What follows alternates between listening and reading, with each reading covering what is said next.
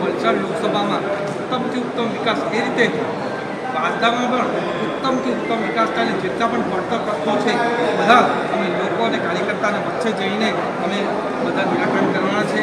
અમે વાંસદા વિધાનસભા અમારી 8મી વિઝિટ છે જીત પછી, એટલે મારા માટે વાંસદા વિધાનસભા પ્રાથમિક છે અને સૌથી વધારે ધ્યાન, કારણ કે 7 વિધાનસભામાંથી 6 વિધાનસભામાં ધારાસભ્ય છે.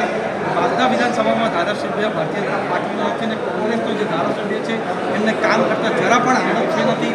એ ખાલી લોકોની ઉશ્કેરીને જ મત લે છે. એટલે હું સાંસદ વલસાડ લોકસભાનો તો છું જ, પણ વાંસદા વિધાનસભાનો ધારાસભ્યના પણ જેટલા પણ કામ છે ધારાસભ્ય મળીને કરવાનો છે. જે પણ પડતર પ્રશ્નો છે,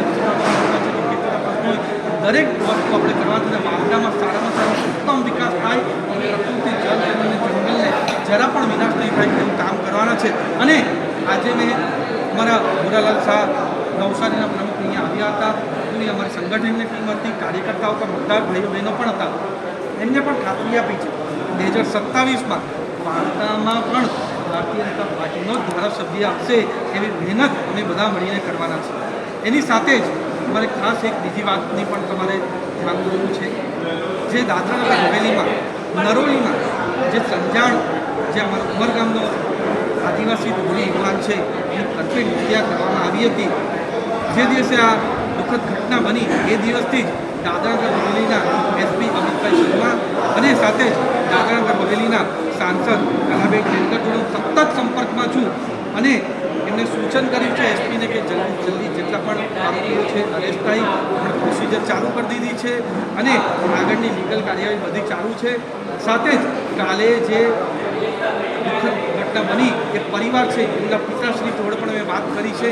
એમને પણ બાંયધરી આપી છે કે જે અમારા આદિવાસી યુવાનોની હત્યા થઈ છે એમને જે પણ આરોપીઓ છે એમને કડકથી કડક સજા અને જલ્દીથી જલ્દી સજા થાય કામ યોગદાન કરવાના છે, પ્રયત્નો કરવાના છે. અને પરિવારને બી એ પણ ખાતરી આપી છે કે એમને કોઈ પણ જરૂર પડે ધવલ પટેલ એમનો આદિવાસી અને દુનિયા તરીકે હંમેશા હાજર રહેશે. એમને કોઈ પણ ધાક ધમકી કોઈ પણ હેરાન કરતું હોય તો આપણે મેં મારો નંબર આપ્યો છે, એમાં પણ એમને હું પૂરો સહયોગ કરીશ. અને ખાલી 1 કે 2 દિવસમાં હું પોતે પણ ત્યાં જઈને એમને મળવાનો છું. એ પણ હું ખાસ તમારા માધ્યમથી કહેવા માગું છું કે વલસાડ લોકસભાના કોઈ પણ લોકો હોય, દરેક સમાજના કોઈ પણ લોકો હોય, તમારા આદિવાસી ગઢિયા સમાજના લોકો હોય, એટલા માટે હું હંમેશા હાજર છું અને એમને કોઈ પણ આંચ આવવા દઈશ નહીં.